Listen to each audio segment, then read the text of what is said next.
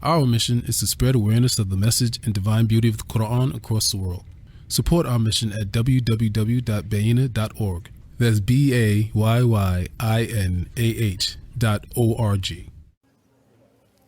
أعوذ بالله من الشيطان الرجيم وإذ قال ربك للملائكة إني جاعل في الأرض خليفة قالوا أتجعل فيها من يفسد فيها ويسفك الدماء ونحن نسبح بحمدك ونقدس لك قال إني أعلم ما لا تعلمون وعلم آدم الأسماء كلها ثم عرضهم على الملائكة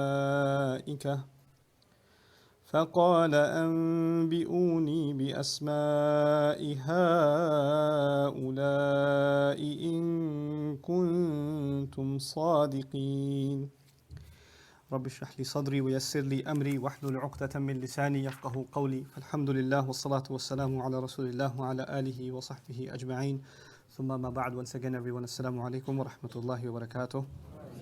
What I'd like to do inshallah ta'ala as we begin today's session is to actually make reference to a concept in learning, and there are lots of expressions found for this sort of thing, like losing the forest for the trees and things like that. Sometimes we study words, ayat, expressions, a particular concept, ayah by ayah by ayah, and you lose sight of the fact where you are in the book, right? At the end of the day, the Qur'an is two things. It's each of the ayat deserve reflection.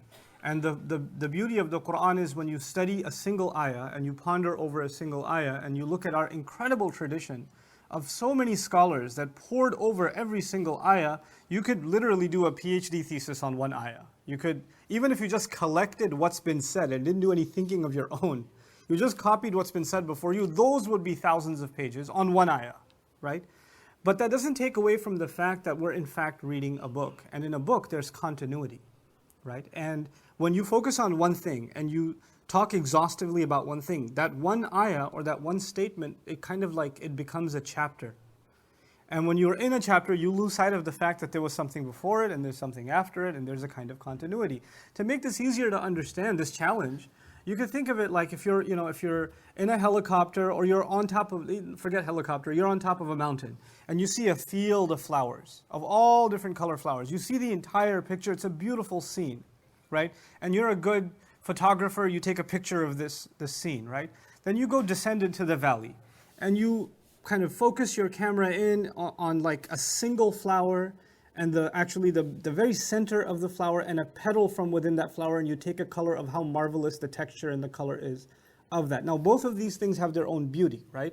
But in one picture you kind of see the beauty of the entire landscape. And in another you're zooming in on the beauty of this one little piece. But they both have not only an advantage but also a disadvantage. On the one hand, when you focus in on one thing, what happens? You lose sight of the whole thing. You don't realize where you are. That becomes a world by itself. And if you look at the whole thing, you do get a big picture, but you lose sight of the beautiful small details. So the study of the Qur'an is actually a challenge in many ways, because on the one hand, we want to focus on every little detail, right? Everything okay?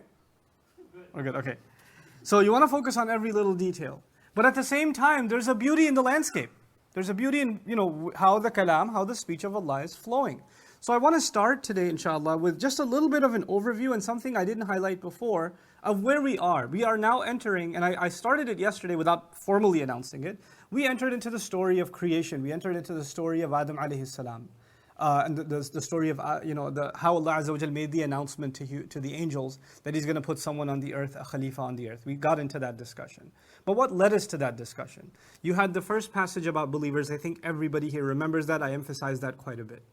The second passage was about disbelievers and along with the hypocrites. That was our second discussion. It was a much longer discussion.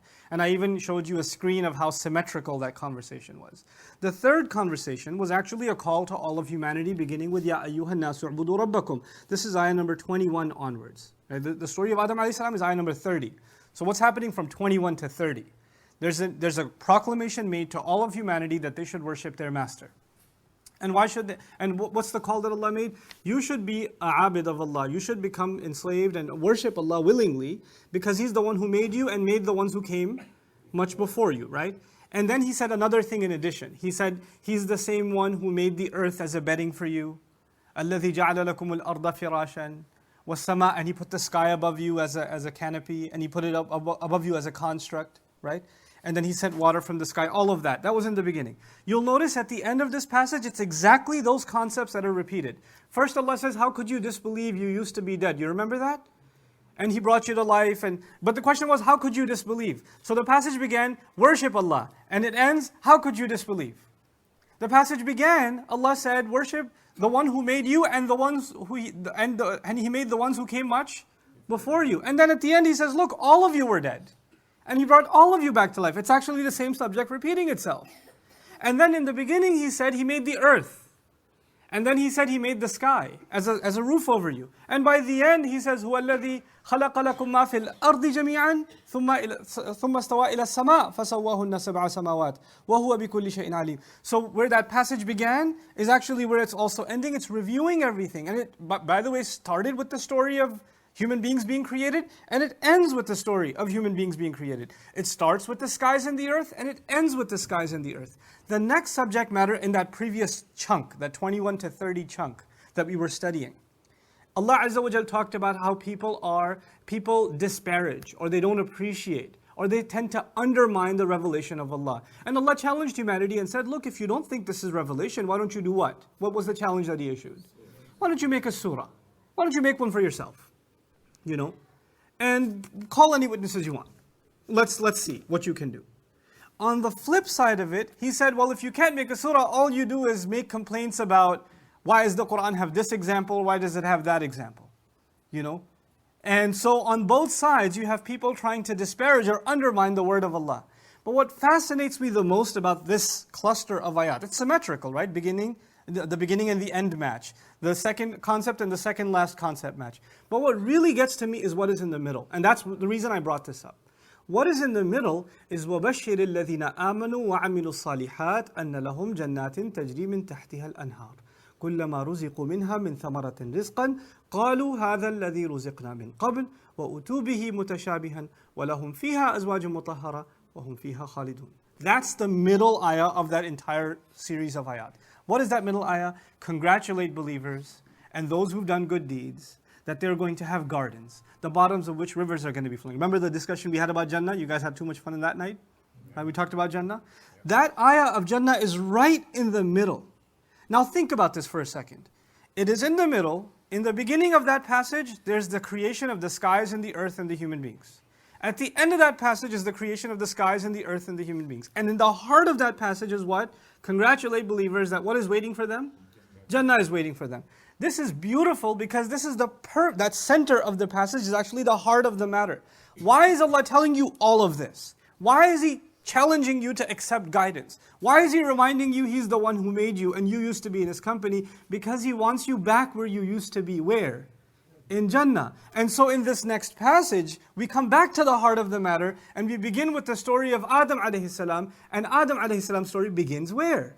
It begins in Jannah. And notice also the description that Allah made of Jannah in that ayah, in that central ayah of the previous passage. What was it? What were some elements of that story? Allah Azza wa Jal said, okay, gardens and rivers flowing. And then Allah specifically highlighted they're going to have any kind of fruit they want. Yeah?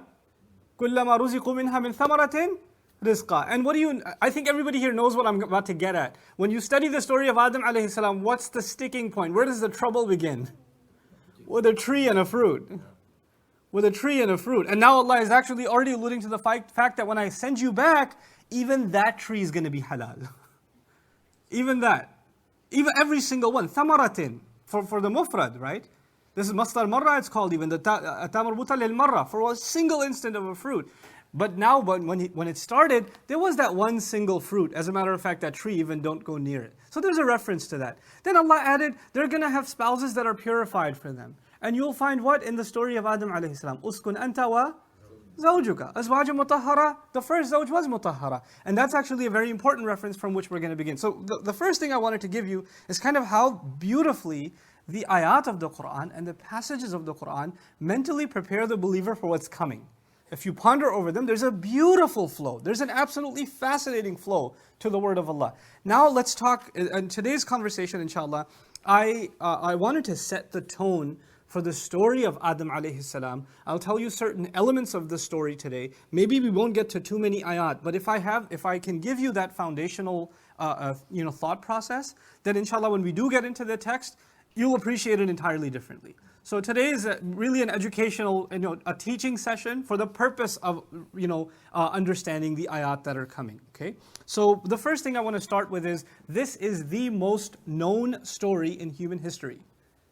Like the story of creation from the Jewish people, then of course by the majority population of the world, the Christian people, is one of the most popular stories in history. Everybody knows the story of creation. As a matter of fact, I've met many Muslim kids around the world, around the country and around the world, whose concept of the story of creation is influenced by Christian and Jewish ideas. Like they don't actually know the Qur'an or Islamic account, they figure it's all probably the same. So they imagine Adam and Eve wearing some kind of lion skin or something in a garden, and they're not entirely appropriately dressed, and there's a tree, it's probably an apple, or something, and there's this, the devil takes what form? A snake, a serpent. This is all from Jewish and Christian tradition. There's no serpent in the Qur'an. There's no snake in the Qur'an. There's no like this kind of clothing that's described of animal skin or anything like that. No such description exists. But this imagery has been made so popular that it's even entered subconsciously in the minds of even Muslims. But let's not go there for a second. Let's understand some basic elements of the story as the world knows it. The Qur'an came along and told the story in a way that the world did not know. The world had forgotten. The story as it was popular, even at the time of the revelation of the Qur'an, some elements of it you need to understand. And they're still alive and well today. Most people don't know the Qur'an version, most people know the popular version of the story. God creates humanity, and by the way, even I told you, when He asked the angels, should I create man? That's actually not part of the popular literature. That's extra biblical text. So most people didn't even know that part. God just decides to create the human being, and He puts him in heaven, and the devil takes the form of a serpent, and the serpent goes, and man was lonely, so God took his, man's rib, and He molded it, and He turned it into Eve, and they were living in heaven happily, and the serpent was very jealous of them, and he went, the snake, the devil went, and he convinced the woman, Eve, he convinced her that she should eat from that tree. And that tree, they call it the tree of good and evil, the knowledge of good and evil. And actually God is very angry at them from the very beginning. Don't you dare go near that tree, because that is actually, if they eat from this tree, they'll become like gods. The concept was, if they eat from that tree, they'll become divine beings. And gods doesn't mean aliha. In old language, gods even means angel-like beings. So they'll become heavenly creatures. And God didn't want that. He didn't want that goodness for Adam and Eve, so He wanted to keep them away from that tree. Some accounts even say that God had like a guardian angel with a fiery sword standing by the tree so nobody would come near that tree. Like they had this a very protective situation in the biblical account about the tree, right? And don't go near it. And the serpent comes, and he doesn't come to both of them. Who does he come to? He comes to Eve, and he tells her, you need to eat from this tree, because if you eat from this tree of the knowledge of good and evil, then you're going to have eternal life. That's what you need to do, and you need to convince, and she goes, and she convinces Adam. And Adam then makes the decision and goes and eats. And of course then he blames her and she blames the devil. Nobody takes responsibility for themselves. That's the account. Actually, the biblical account is Adam blamed the woman. He blamed Eve. And Eve blamed the devil. And now there's another additional point. When they did eat from the tree, God is extremely angry. Allah is extremely angry at them. And He basically, it's a moment of rage in the biblical account. And He, as a punishment, sends them where? To the earth. This is a punishment for you. You are cursed now because of this crime that you have committed. And He particularly comes after the woman.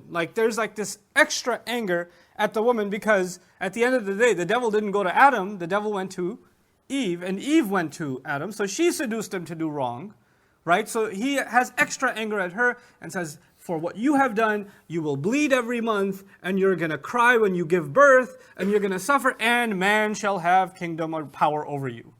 man will be in charge of you. And like these are the punishments specifically, and the curses specifically for the female as humanity is brought to this earth. And from then on, they are now going to be born into sin. The humanity is going to pay the price of the sin of Adam. Right? And so this world is basically a cursed situation for humanity. The Qur'an, when it speaks of this account, by the way, if you accept that account, the Christians and the Jews from there on, what they do with the story is interesting. Of course, there are lots of denominations of Christians and Jews, but just generalizing, the Christian account is, well, human beings were born into sin, we were cursed, and of course Jesus came, and through His blood we're all saved. He sacrificed for the sins of humanity, the sins we could never have paid for, the sins that started with who? Our Father, right? Qur'an comes along, and from the very beginning it starts shattering this notion. And it starts, like the way that Allah tells the story, especially in Baqarah, is so unique. Every piece of it is so unique that I'm going to do a few things. My goal is a few things today. In the beginning, I'm going to tell you a crazy story that has nothing to do with this. Then I'll tell you another crazy story that has nothing to do with this, but they both have something to do with it by the end. Okay, that's my goal. Okay, so the first crazy story is something I made up. This is entirely my own concoction. It is my own deviation. If you can appreciate it, you can. If not, because I think everybody here basically kind of sort of knows what happened, right? Adam alayhi salam and Hawa were in Jannah. Shaitan whispered. They ate from the tree. They were expelled. That's the basic elements of the story. Everybody here is familiar with. Okay, so I'm going to tell you a story. And this is again my own invention. It's horrible. You have somebody who got a job at a company. He got a job as mid-level. And he started working very hard, impressed his manager. Eventually he was made into manager after a couple of years. After that he was made into regional manager. Then he was made into like the manager for sales or head of sales for the entire United States. And then he was granted even US and Europe. And he just keeps moving up, 20, 30 years of service in this company. And this guy keeps getting promoted and promoted and promoted and promoted, right? Eventually he's the VP of the company. This guy, after 35 years of serving in this company, moving up, proving himself, is now the VP. There's only one position higher than VP, which is what? The owner of the company, the president of the company. Okay, so he's the right-hand man. And they have a headquarters, which is like this tall skyscraper office, and he's got like one of the best offices on the top floor, right next to the president's office, the CEO's office. That's the VP's office. He enjoys his position there, right? And he's been serving there. Everybody shows him respect. People stand when he walks by and things like that. And then one day, the president of the company, the CEO, walks in with a 16-year-old teenager who's chewing gum and looking around, and he says, "Hey, I'd like to introduce you to our new VP. And if you could just get off that chair, because that's his chair now. And I think he likes chocolate milk, so if you could get him some from downstairs the cafeteria, that'd be good too." The president walks in, tells his VP that this 16-year-old kid is now the VP. And he needs to be at the service of this new hire, right? If you are even like a secretary in the office and you're on the side like typing away, you'll stop typing for a second. You're like, what just happened? And you're gonna want to hear what happens next. Now, if I don't even tell you what happens next in the story, can you imagine what would happen next? Can you imagine the kind of reaction? There would be an abrupt eruption, a volcanic eruption, coming from who? Like, what? Who's he? What are his qualifications? Do you know what I've done for this company? Do you know how much time I've put in? Do you know how much I gave up, like, my family for this company? I gave up my life. I gave my sweat, blood, and tears for this, and you're going to just put me away? Who is he? What is he? What degree does he have? Does he even know how to spell? You're going to put him in my place? There's this, like, eruption. And anybody watching, if this was a movie that directed by myself, produced by myself, my intention would actually be to make you feel bad for who? You'd all sympathize with the VP. Like, that's not right. That isn't cool, But I'm not talking about a VP. Who am I talking about? I'm talking about Iblis. I mean, he was in the service of Allah. And he is a jinn. And despite being a jinn, being promoted so much that Allah would put him in the rank of the angels, he's proven himself, obviously. And then for Allah to create something made of dirt, and then tell him, by the way, thank you, he's taking your place. He's the one to be promoted to Khalifa of the earth. He flips out, and we're like, astaghfirullah, shaitan, iblis. If this was a story about a VP, you'd be like, yeah man, that ain't cool. I sympathize with the guy. Now that's one side of the story. Let's hold it there. Because I wanted you to sympathize with the VP. I know it's disturbing that you might sympathize with the devil. Hold on, hold your thoughts. But you need to understand what's happening in the story from a thematic point of view. It's very powerful. Now I'll tell you another story. Yet another story is, you work at a company, and you're doing a good job. You seem to be doing okay. And your boss sends an email to the entire department. The only one he doesn't send an email to is who? You. And the email says that we're going to transfer Abdullah next week to New Jersey. The New Jersey office, as a punishment. I think he's better suited not for Texas, he's suited for New Jersey. Inna lillahi wa inna ilayhi raji'un. Everybody knows he's about to be transferred. The only one who doesn't know is who? Himself. Everybody knows the transfer orders have come. You know, they've already prepared everybody that he's going to be transferred, and he doesn't know. Okay. Now, what happens is one of his friends who got the email says, listen, I know you didn't get the email. Can I show you what happened? They're going to transfer you. They're going to transfer you. The next day, Abdullah comes 10 minutes late. He's upset anyway. He comes 10 minutes late to the office. Boss calls him into the office. Boss says to him, you were 10 minutes late. I don't think you're suited for Texas. I think we need to transfer you to New Jersey. Abdullah says, what are you talking about? You had already decided that you're going to send me where? To New Jersey. Out of Jannah. I mean Texas. You're gonna send me out of here. You already issued the memo. You're not sending me there because I messed up or I came 10 minutes late. That was always part of your plan.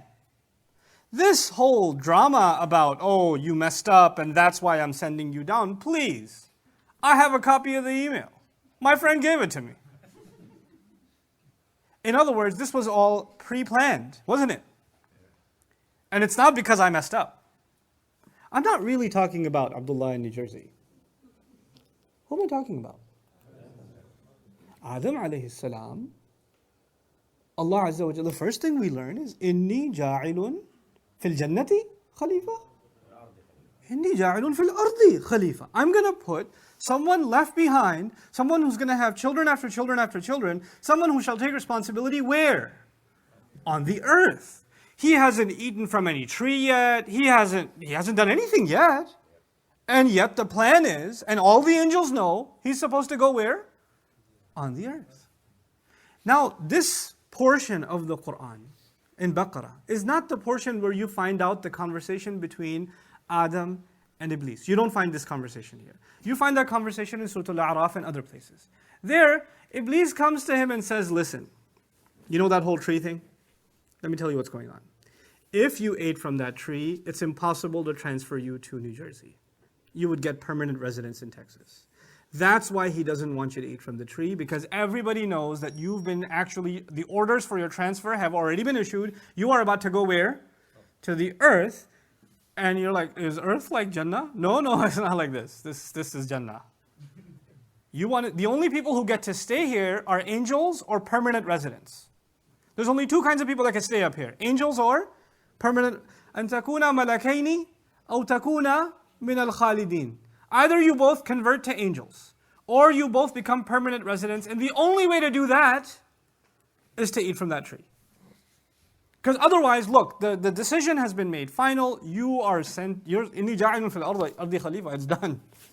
That's commonly known. Now, even though Adam alayhi salam eats from the tree, and Allah Azza wa Jal apparently says, now as consequence of your eating from the tree, you must go down to the earth. Couldn't he turn around and say, excuse me? What about inni ja'ilun fil ardi? Iblis came and told me you were going to send me anyway. You're not sending me because of the tree. You're sent, because I ate from the fruit. I knew I was going to get sent anyway. Why is that question important? The question is important because until this day, the oldest question in philosophy and the oldest question in the mind of anyone who has a crisis of faith is if Allah knows already what I'm going to do and where I'm going to end up, why should I be held responsible? The question of predestination is something that's asked for centuries upon centuries upon centuries. If Allah already knows, how is it my fault? If Allah already planned everything, why should I be held responsible? And the first man to exist, the first human being actually had the opportunity to ask the oldest question in philosophy. Because he was put in that position. It was predestined that he will come on the earth. Now I've presented you two very precarious situations. You've got the story of Iblis, who is being demoted apparently unfairly. And you've got the story of Adam, who actually is going to be transferred no matter what. He's going to be sent anyway. And then they're both, by the way, both of them, they have a lot in common. This is the next thing I want you to understand. Adam alayhi salam and Iblis have a lot in common. Iblis was ranked above the angels. He was given superiority. He was given a superior position. Was Adam alayhi salam given a rank above the angels? Yeah, usjudu li Adam. He was given a superior position. Iblis was given this honor, Adam was given this honor. Iblis ended up disobeying Allah. Adam also disobeyed Allah. Iblis actually disobeyed Allah that one time. Adam alayhi salam also disobeys Allah that one time. Now, they're also both sent to the earth. And by the way, both of them had logical explanation. They could have had logical explanations for disobedience. Why am I saying that? I compared Iblis to the VP, remember? Does the VP have a logical complaint? Does he have a logical complaint? Yeah. If Adam alayhi salam is being sent to the earth, he can also make a logical complaint. Look, you were going to send me down anyway. He can make a logical complaint. So now what they have in common thus far is both of them are in a position to challenge the decision of God with a logical complaint. They have that in common. Where do the differences begin? The differences begin with one of them saying, here is my logical complaint, here is why your command makes no sense. And the other one says, logic or not, whether I think it's fair or not, I know one thing that trumps my own thinking. I know you're never unfair. And if there's ever been any wrong, it can only be my own, no matter how convinced my mind is, or how convincing Iblis is to me that you're the one unfair. I can never get myself to blame you. I will, even if I've done wrong, and it seems it's your fault, I will say what? I must blame myself. The difference over here is فَبِمَا أَغْوَيْتَنِي. You're the one who made me slip, Iblis says. And here he says, رَبَّنَا ظَلَمْنَا أَنفُسَنَا. Master, we wronged ourselves. They both make a mistake. Making a mistake does not make you the devil. It is what happens after the mistake that makes you a follower of shaitan. When you justify your mistake, when you shift the blame onto Allah, when you refuse to take responsibility yourself, when you put your logic above the wisdom of Allah simply because you couldn't grasp it, because Allah will test you, Allah will teach you, but at the end of the day, وَاللَّهُ بِكُلِّ شَيْءٍ عَلِيمٌ وَإِذْ قَالَ رَبُّكَ لِلْمَلَائِكَةِ إِنِّي جَاعِلٌ فِي الْأَرْضِ خَلِيفَةً. Allah knows everything, and then the story of Adam, because there are things in the story you just don't know. You just don't know why Allah would issue that command, and then the entire plan. There are things you'll have to relegate your trust to Allah. And if you're not able to do that, then the door of Iblis is wide open. You can question Allah just like he did, and you can follow his path. From here on, all children of Adam are going to make mistakes. كُلُّ بَنِي آدَمْ خَطَّاءٌ. All children of Adam are going to make mistakes, the Prophet told us, sallallahu alaihi wasallam. But there's the sunnah of Adam alayhi salam and the sunnah of Iblis is what's going to make us different. Every human being is going to relive the story every time they make a mistake. Every time you and I sin, there's going to be either justification, well, I was under a lot of pressure. Well, it's really hard. Allah tells us to do it, yeah, but we're not angels. We can't do everything, And if Allah really wanted to stop me, why didn't He? Why did He make me so weak that I can't even help myself? It's not my fault, it's His fault. If Allah already knew, then why should I be held? And all these questions. If you go down that road, what leader have you already accepted?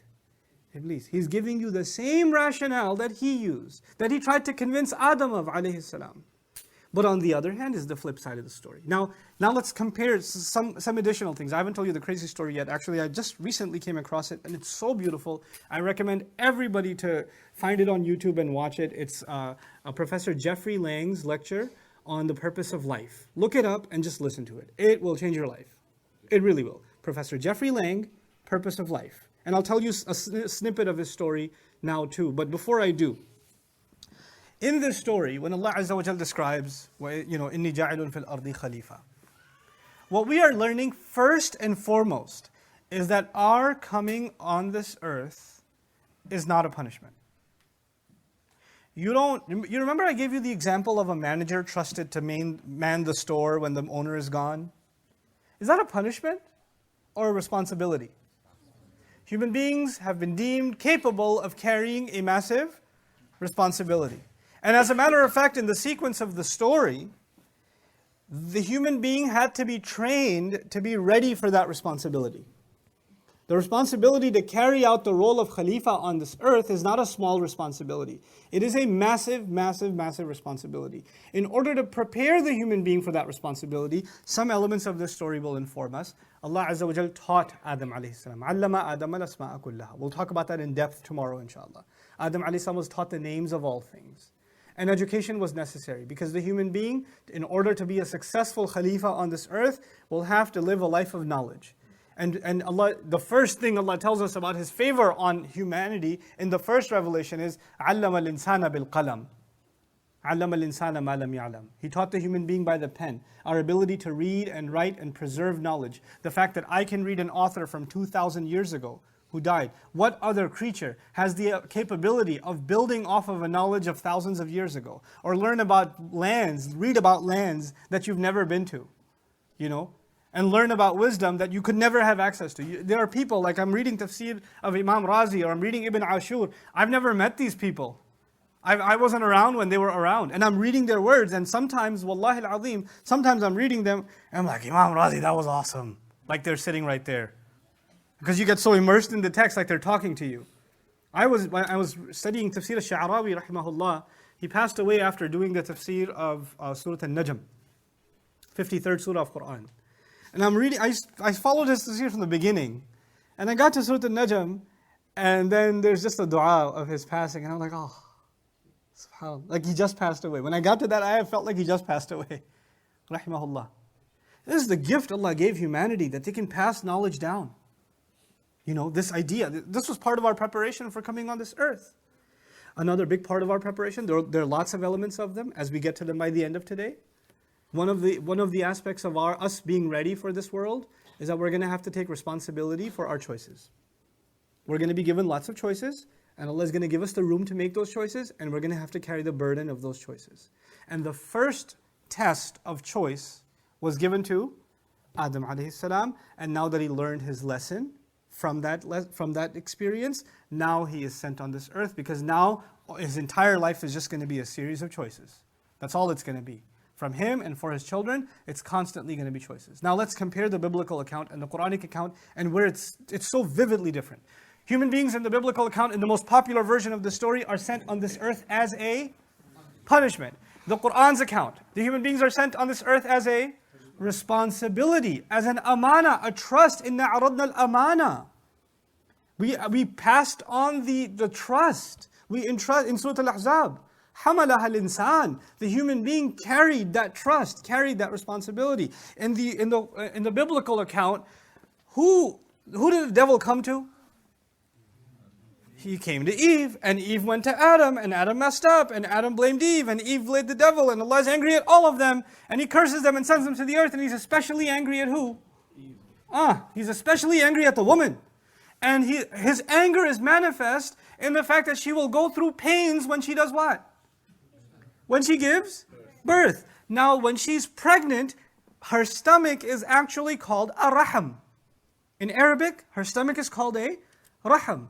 And the Prophet ﷺ would tell us in a hadith Qudsi, "Sammaytuka bismi." Allah talked to the womb of the mother and said, I named you with my name. Because Allah's name is Ar-Rahman. And He calls it what? Ar-Raham. Subhanallah, is Allah angry at the woman or extra merciful to the woman? It's a completely different picture. In the taqwa of Allah, the taqwa of Allah, how high is the status of the concept of the consciousness of Allah? From the very beginning of this book, Hudan lil muttaqeen. In Surah An-Nisa, what does Allah say? وَاتَّقُوا اللَّهَ الَّذِي تَسَاءَلُونَ بِهِ وَالْأَرْحَامِ. Have taqwa of Allah and have taqwa of the womb of the mother. Have taqwa of the wombs. It's a different picture. Human beings women are not cursed in this religion. The devil is not a serpent, but he does whisper in the Qur'an. And when he whispers, what does Allah say? فَأَزَلَّهُمَا. He caused both of them to slip. He caused both of them to slip. He doesn't say, he caused her to slip, she caused him to slip. He says, both of them. Who does Allah hold responsible? Both of them. And as a matter of fact, who was the head of the household? Adam alayhi salam. And that's why in some places, Allah Azza wa Jal holds both of them responsible. And when He does single one out, instead of singling out the woman, who does He single out? Adam alayhi salam. فَعَصَى آدَمُ رَبَّهُ. Adam alayhi salam disobeyed. Even though both of them slipped, Allah Azza wa Jal holds the head of the household responsible. The story is completely different now. This is not the popular version. From who is held responsible, for what the role on the earth is, then the life on this earth was a curse. And Allah Azza wa Jal, in this surah and in Surah Al-A'raf, He did the same thing. Here He says, هُوَ الَّذِي خَلَقَ لَكُمْ مَا فِي الْأَرْضِ جَمِيعًا. He made for you whatever is on the earth. He made it as a gift for you. I kept telling you before also, the one who made the earth as a bedding, and He sent water from the sky, He produced all kinds of fruit. Did He make this world uncomfortable? Does it look like this world is a curse? He made this world literally a preview of heaven, a preview of Jannah. Everything Allah describes in Jannah, I think the audience here knows. Can you tell me some things that are described in Jannah? What's described? You can call it out, it's okay. Gardens, rivers, fruits, drinks, beautiful spouse. Yeah? These are things that are described in Jannah. Why do you think these things are attractive to you? Why would fruit be attractive to you? Or my favorite, لَحْمِ طَيْرٍ مِمَّا يَشْتَهُونَ. I keep talking about it, the flesh of bird that they shall desire. What kind of barbecue that's going to be, Allahu Alam. But why would that even intrigue me? Because I've had chicken. Because I've had roast duck. Because I've had quail. Because I had pigeon. Yes, I have. It's pretty good.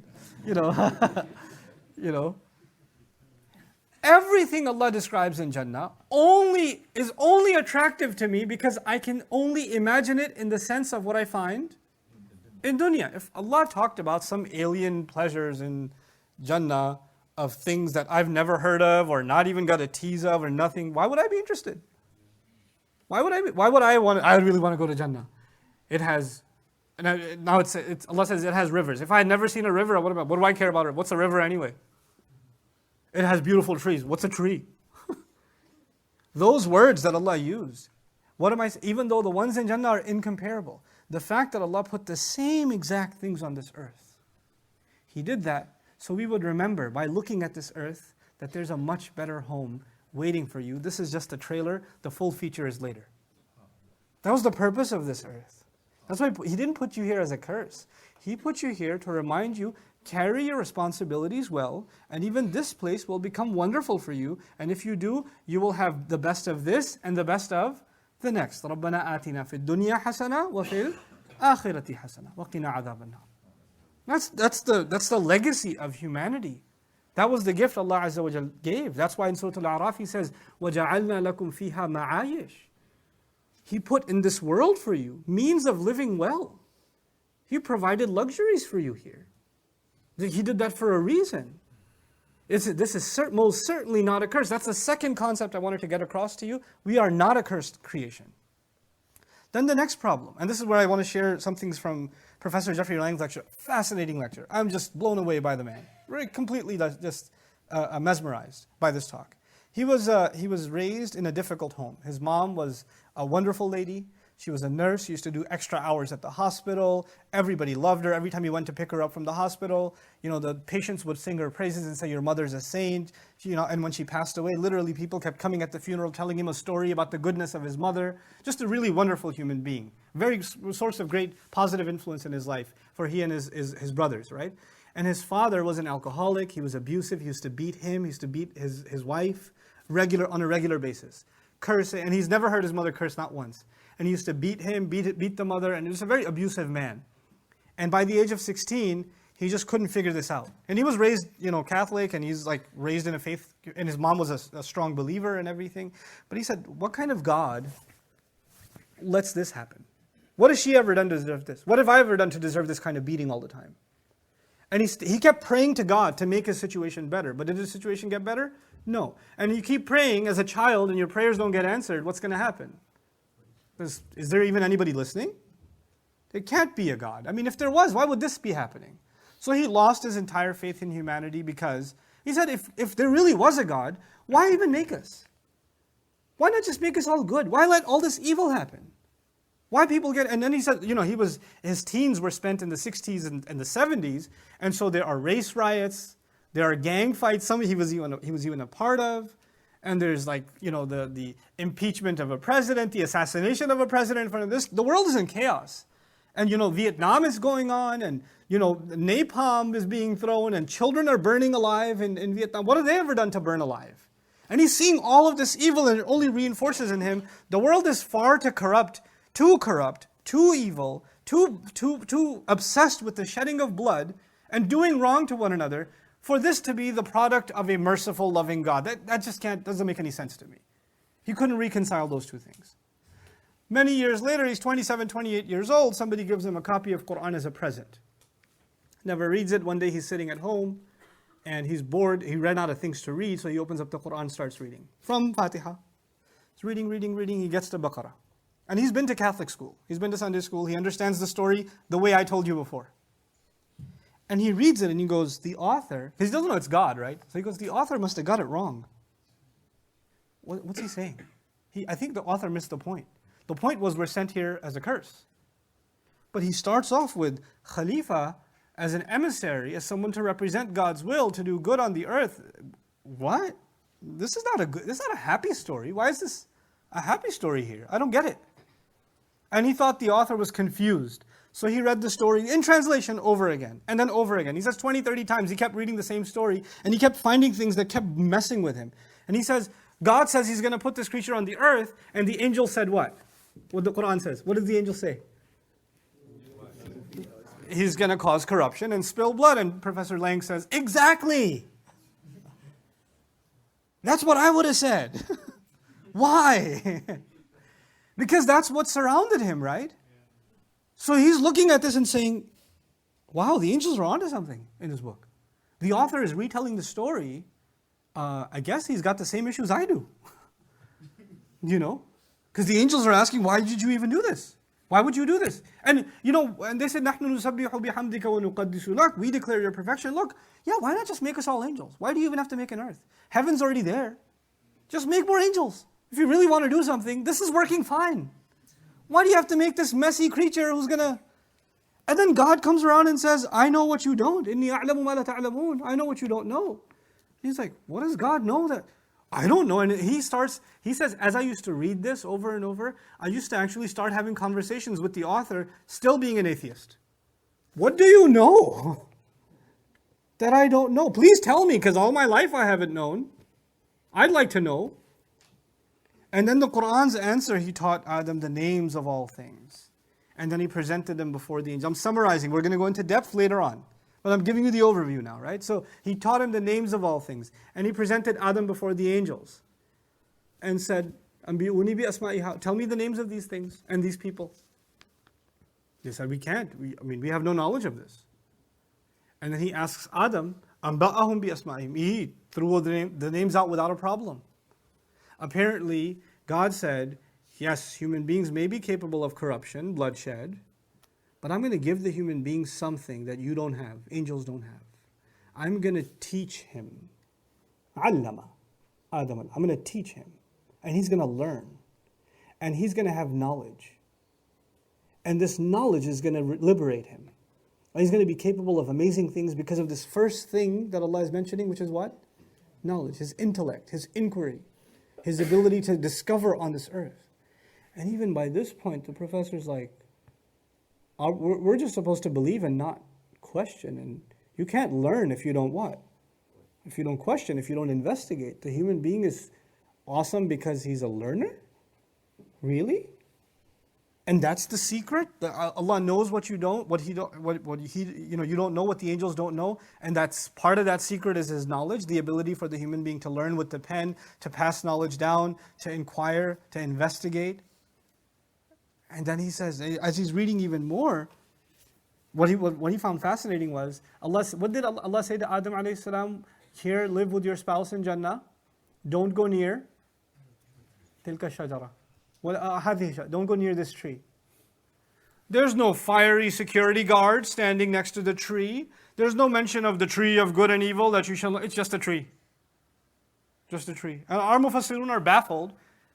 ما كانت نوعية هذه الشجرة. What kind of tree was it? I wonder if it was pineapple or, if Allah wanted you to know, what would He have done? He would have told you. All He wanted to tell you is it's a tree. Good enough. Doesn't seem like a huge deal. Just look, it's a prohibition. It's a test, that's all. I just don't want you to go near this tree. That's it. Don't overthink it. And if you do, you'll be among those who do wrong. فَتَكُونَ مِنَ الظَّالِمِينَ. And there's not, you're going to be the ones who do wrong if you do so. It's not, I'm going to burn you, you're going to suffer, you're going to be punished, I shall curse you. And there's nothing. It's like, this God is not angry. Why isn't He mad? He's reading this and he's like, why isn't His God, this God is supposed to put the fear of hell into to Adam to not go near this tree. But He's simply like, hey, there's a tree, can you stay away from that one? He seems pretty chill about the whole thing. And then when the angel, when the devil finally does whisper, he doesn't whisper to him, he whispers to both. And what does he say? أَزَلَّهُمَا. He caused them to slip. So the professor says, I couldn't believe it. The biggest mistake made in human history, for which we are cursed on this planet. And this book calls it a slip? A slip is, I accidentally wore your shoes out of the masjid. That's a slip. This is a slip? This is not a slip. This must be a bad translation. So he says, it's so cute. He says, I found my Arabian friends. And could you translate this word for word for me? And they're like, so, azallahuma shaitan caused them to what? What's azallah? What's that word? Slip. Slip? Really? He couldn't handle it. Because this is such a big deal in the biblical account, and the Qur'an, all shaitan is able to do is make the human being what? Slip. And if you compare this to other sins, what sins were the angels worried about? Were the angels worried about, Adam's going to eat from a fruit, They're worried about the spilling of blood, the causing of corruption, mass murder, genocide, rape, all kinds of things happen on this earth. Compare them to the eating of a tree, eating of a fruit. It is, at the end of the day, from any measure of human intellect, it looks like a slip. It's a slip. So it's accurately described as shaitan successful in causing them to slip. And by the way, the idea of a slip is, once you slip, you what? You fall. In other words, the slip is the first part of a series of unfortunate events. Like imagine somebody slips at the top of stairs. What happens? They keep falling, right? The idea is the first time you disobey Allah, maybe something small, but it leads you down a path. You keep on falling. You keep on descending. And it's interesting that the word azalla was used, and then ihbitu, descend, is used later on. Because when you slip, you do descend. So there's a literary connection there too. But anyway, so Allah tests them, and he slips, and they mess up. Now he's like, now the cursing is going to begin. Now the woman and her womb. Now the punishment of hell. Now the cursed life on earth. You shall toil and you shall suffer and all of it. And Allah Azza wa Jal just says, descend from here. Come down from here. You're going to be enemies to each other. Who's he talking to? He's talking to Adam and Iblis. Adam and Hawa being enemies to who? Iblis, he came to you as a friend. He convinced you to eat from that tree, pretending to be your friend. But the reality is, when you live here, now you know you are going to be what? Enemies to each other. But he will always come to you not as an enemy. He will always come to you as a friend. So watch out now that you know. And then he says, okay, now the next part, okay, fine, we're going to be enemies to each other. Great. Now how horrible is the life on the earth going to be? وَلَكُمْ فِي الْأَرْضِ مُسْتَقَرٌّ. You're going to have a place to relax on the earth, to stay in ease. وَمَتَاعٌ إِلَى حِينٍ. And you're going to have provision and things to enjoy until a limited time. For a temporary while, you'll have to stay here. Does that sound like a curse? Does it sound like a punishment? He was so underwhelmed, like, where's the epic anger? It disappeared. Okay, at least in the next verse or something, he's going to say, then God showed him what's really up and showed him the consequences of his deeds. The next words are, فَتَلَقَّى آدَمُ مِنْ رَبِّهِ كَلِمَاتٍ فَتَابَ عَلَيْهِ. Adam alayhi salam came into contact with words from his master, and he turned back to Allah. He repented to Allah, and Allah accepts repentance all the time. It's all good. It's okay, you slipped. Now you can move on with your life. You don't live in sin. You're not cursed. Humanity's not descending into evil, and none of it. فَتَلَقَّى آدَمُ مِنْ رَبِّهِ كَلِمَاتٍ فَتَابَ عَلَيْهِ. Subhanallah. But Adam alayhi salam used to live where? In Jannah. Now where is he? On earth. On earth there are emotions Adam has never felt before. There's fear on the earth. There's sadness on the earth. There's pain on the earth. None of these experiences exist where? In Jannah. There's hunger on the earth, fear on the earth, sadness on the earth. There's concern on the earth. There's stress on the earth. There are all these negative emotions. So Adam alayhi salam is terrified. And Hawa is terrified. How are we going to live here? It is difficult. And so what does Allah do? Well, come down, but you know what? I'll give you how to manage your life here. فَإِمَّا يَأْتِيَنَّكُمْ مِنِّي هُدًى فَمَنْ تَبِعَ هُدَايَ فَلَا خَوْفٌ عَلَيْهِمْ وَلَا هُمْ يَحْزَنُونَ.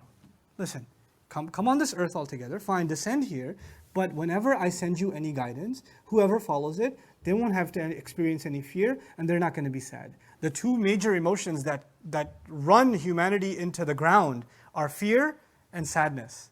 Let me tell you, these are the two root, negative emotions in the entire human experience. Why do animals attack? Sometimes they attack out of fear, right? Sometimes war happened, they say preemptive war. You know what that means? One nation was afraid that the other nation was going to attack, so they attack ahead of time. We were afraid they might do something. Fear will make a person do crazy things. There's the fear of poverty or the fear of bankruptcy might make someone take up a haram job. Fear is a powerful motivator for a lot of evil in the world. On the flip side is what emotion? Sadness. Now, fear, by the way, is always related to the future, and sadness related to the past. And the past, the sadness of the past, when you're first thing it does is it makes you lose hope. And when you lose hope, then you become a source of hopelessness for the people around you. And when sadness grows inside you, it turns into anger and rage also. And when people are angry and vengeful, then all kinds of evil comes from them. Sadness is actually the root cause of a lot of evil on the earth. So is fear. Allah says, I'll give you a manual, it will help you manage your fear, and it will help you manage your sadness. And that's how you'll be able to navigate this temporary existence on the earth, then you can come back home. Then you can come back to Jannah. Just live by this manual, this guidance for a little bit. SubhanAllah. It's a completely different account from what the world had known. It gives a completely different picture to what the world had known. In these few minutes I have left, I do want to share one more overview concept with you, and then inshallah from tomorrow on, we get into this just absolutely remarkably beautiful ayat. The last concept I want to share with you, rather philosophical, some consider, they say the problem of suffering. The problem of suffering. In different philosophies, in different worldviews, suffering is looked at differently. Like there are certain philosophies in which suffering, you can only overcome it by meditation. And if you meditate enough, then you will no longer feel pain. And you'll hover in the air and all kinds of stuff, right? Others say, well, suffering is just your fate. You're supposed to suffer because, this world is about suffering. So just accept it, Or suffering exists because of your sins. It's something you did, and as a result, you have suffering. But you and I both know there are plenty of people that suffer in this world for nothing they did. Children suffer. There are children that have cancer. There are seniors that have been worshipping Allah their entire lives, and they're suffering from sickness. You're earning a decent living for your family, doing the right thing, and somebody else comes and rams their car into you. You're suffering. Not because of something you did. You were driving just fine. Suffering exists, and a lot of it is not because of what you did. So the question of it has always baffled humanity, and for a lot of people who don't believe in God, their number one problem is what? Is suffering. How does the Qur'an deal with the problem of suffering?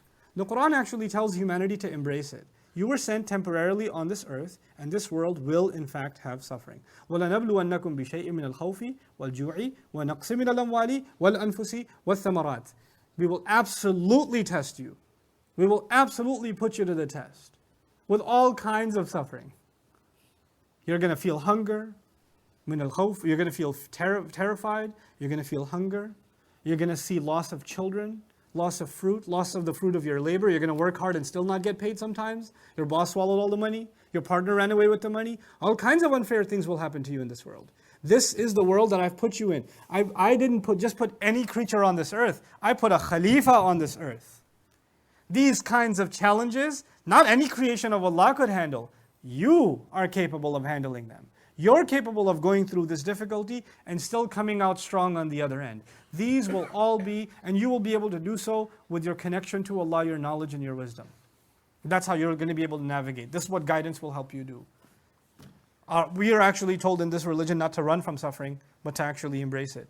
And to ask Allah to give us the strength to go through it. وَثَبِّتْ أَقْدَامَنَا. Make our feet firm. Help us pass through it. And then, there is khawf and ju' and, there's sadness. But on the other hand, this book, this word of Allah, this connection with Allah, it'll help you navigate through all of that sadness. It's a realistic look at life. There's no escape from suffering in the Qur'an. There's no escape from difficulty. Difficulty and challenges and tests will come. But then again, you're qualified to handle them. No human being suffers any difficulty in this world, according to Allah Azza wa Jal, that they were not able to bear. If you were put through something, it's because you were capable of it. If you went through something, and as unfair as you and I might think it is, why did I have to go through this? Why did I have to suffer through this? It has a purpose.